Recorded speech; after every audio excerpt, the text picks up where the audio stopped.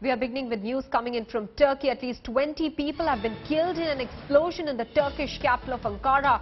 The incident occurred during demonstrations for labor, peace and democracy. According to sources, 2 explosions hit the capital of Turkey. Deputy Editor Smita Sharma is now joining us with more details. Smita, what more details are trickling in at the moment?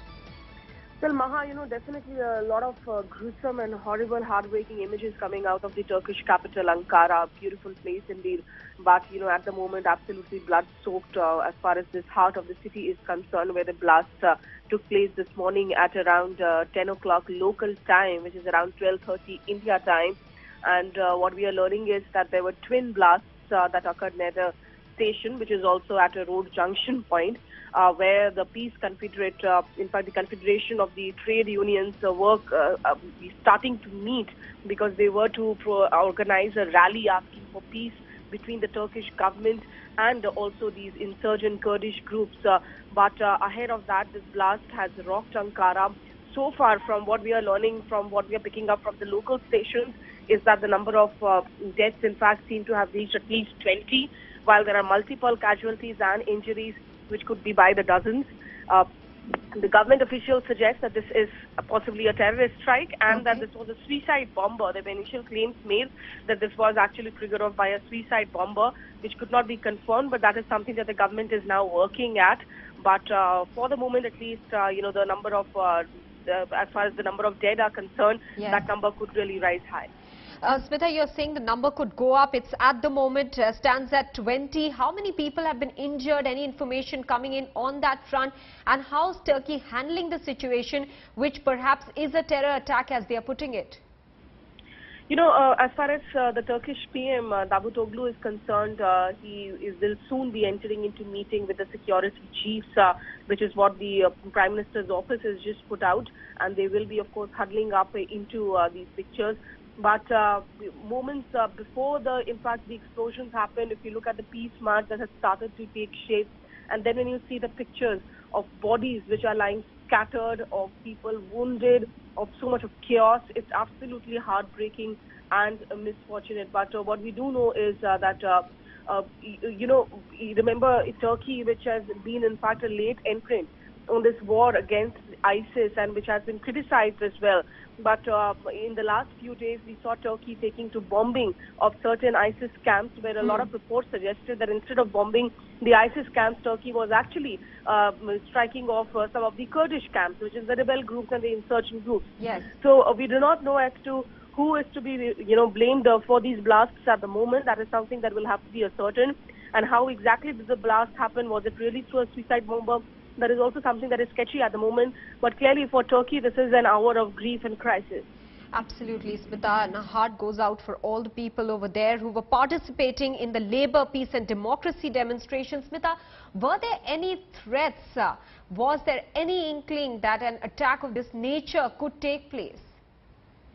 That's very difficult to say.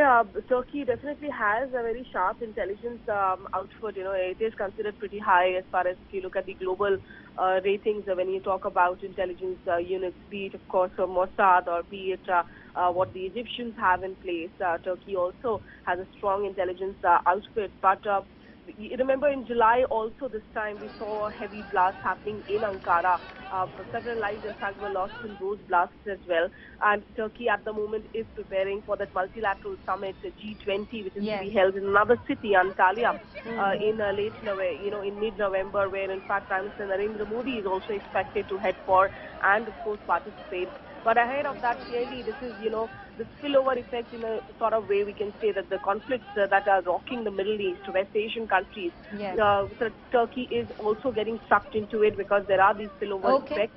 Now, whether it is the ISIS to be blamed for it or are these really the Kurdish rebel groups trying to hit back at the government for having hit their, camps is something that we'll have to wait and watch for.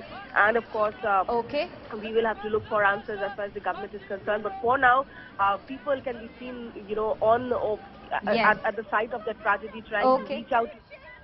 Okay, Smita, stay on with us. We also have with us Wael Abad, senior journalist. What can you tell us about the present situation in Ankara? We know that at least 20 people could have been killed in this blast, several injured. What information is coming in right now? Well, as the information, I think the Prime Minister of Turkey have called for an emergency security meeting because this is one of the busiest railway stations in Ankara. As you know, it is 180 railway station train pass from there every day. So whoever has planted this bomb, his intention was to make sure that the majority large number of civilians will be losing their life. Therefore, we may be getting the report after around 50 between injured and dead, so the figure gives only 22 till now. Okay. But having said that, there is also the security have cordoned the area, so we are just waiting what could be the outcome of this and who will be take their responsibility for this terrorist act. Mr. Awad, can you help us understand what the message of the perpetrators of this ghastly crime could be when they attack a labor, peace and democracy demonstration? You see, this is the problem what we have been saying for some time, that Turkey have indulged in fact it's become a fourth corridor to Syria for all the mercenaries who have been coming into from all over the world to fight against the Syrian government. So most of these people now are having gained ground in Turkey and the border in main cities. And also don't forget that the Turkish government have also started acting and attacking the PKK in northern part of Syria and pretext that they are attacking the IS. All this must have compiled together to make many of enemies of the state of Turkey. So I think the government of Turkey is mainly responsible for the outcome of the security elections. Right. While Awad, appreciate you joining us with that information. Smita Sharma also getting us information there. Many thanks, Smita. In fact, what you can see on your television screens at the moment are chaotic scenes that broke out after twin blasts rocked the Turkish capital of Ankara. The incident occurred during a demonstration for labor, peace and democracy. According to sources, there were 2 explosions that hit the capital, and the Turkish government at the moment says that this is a terror attack. They are investigating claims that a suicide bomber has been responsible for this attack, which has killed 20 people.